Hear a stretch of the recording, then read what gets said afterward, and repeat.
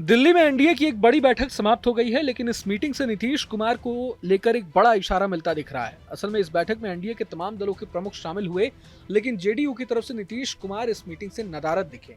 बता दें कि ये बैठक बीजेपी अध्यक्ष जेपी नड्डा के आवास पर हुई। एनडीए नेताओं की यह बैठक लगभग 50 मिनट तक चली। मीडिया रिपोर्ट्स के मुताबिक एनडीए नेताओं के साथ बैठक में अमित शाह और नड्डा ने कांग्रेस पार्टी द्वारा उठाए जा रहे संविधान के मुद्दे पर विस्तार से बातचीत की। इस दौरान बताया गया कि किस तरह से कांग्रेस ने संविधान के मूल्यों का उल्लंघन किया है। जानकारी के मुताबिक एनडीए के भीतर पार्टियों के बीच बेहतर समन्वय पर भी चर्चा हुई है।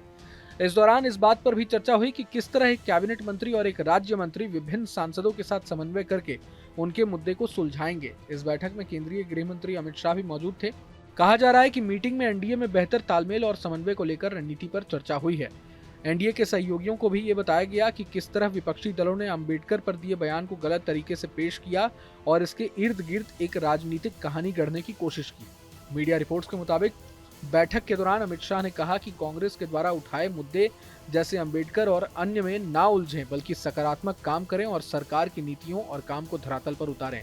शाह ने बताया कि संविधान को लागू करने में कांग्रेस ने कहां-कहां गलतियां की है। साथ ही बैठक में अंबेडकर के मुद्दे पर कहा गया कि इसे आउट ऑफ कॉन्टेक्स्ट लिया गया। बता दें कि इस बैठक में बीजेपी के राष्ट्रीय अध्यक्ष जेपी नड्डा के अलावा गृह मंत्री अमित शाह, टीडीपी अध्यक्ष चंद्रबाबू नायडू, शिवसेना से प्रताप राव जाधव, जेडीयू से राजीव रंजन सिंह उर्फ ललन सिंह, जेडीएस से एचडी कुमारस्वामी, निषाद पार्टी से संजय निषाद, हम पार्टी से जीतन राम मांझी, अपना दल से अनुप्रिया पटेल सहित एनडीए के अन्य नेता शामिल हुए। बैठक में हिस्सा लेने के लिए एनडीए की सहयोगी पार्टी भारत धर्म जन सेना के नेता तुषार वेल्लापल्ली भी नड्डा के आवास पर पहुंचे थे।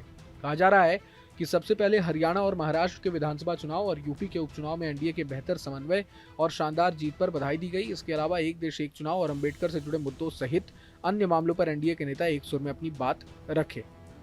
बता दें कि एनडीए की पिछली बैठक में तय हुआ था कि एनडीए के नेता महीने में एक बार बैठक करेंगे, लेकिन महाराष्ट्र और झारखंड के विधानसभा चुनाव में व्यस्तता के चलते बैठक नहीं हो पाई थी।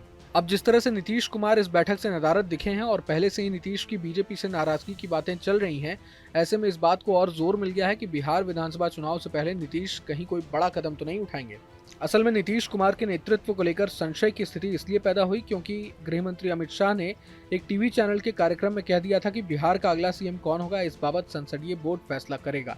यहीं से नीतीश के नेतृत्व को लेकर नए सिरे से बहस छिड़ गई। आनंद फानंद में बिहार एनडीए की बैठक हुई। बीजेपी के प्रदेश अध्यक्ष दिलीप जायसवाल ने नीतीश के नेतृत्व में चुनाव लड़ने की बात कबूली। बीजेपी ने हड़बड़ी में बिहार कोर कमेटी की बैठक बुला ली।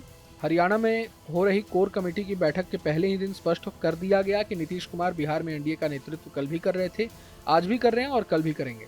सवाल बार बार नीतीश के नेतृत्व में चुनाव का उठ रहा है, लेकिन कोई ये गारंटी नहीं दे रहा कि नीतीश कुमार अगली बार बीजेपी से कम सीटें जेडीयू को मिलने पर क्या 2020 की तरह सीएम बनेंगे कि नहीं।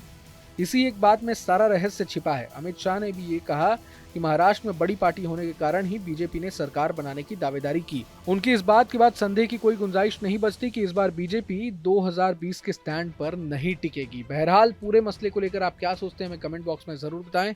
अगर आपको ये वीडियो पसंद आए तो लाइक करें और चैनल को सब्सक्राइब करें। वहीं तमाम बड़ी खबरों के लिए देखते रहें न्यूज नेशन। न्यूज नेशन अब व्हाट्सएप पर खबरों के ताजा अपडेट के लिए न्यूज नेशन के इस क्यूआर कोड को स्कैन करें।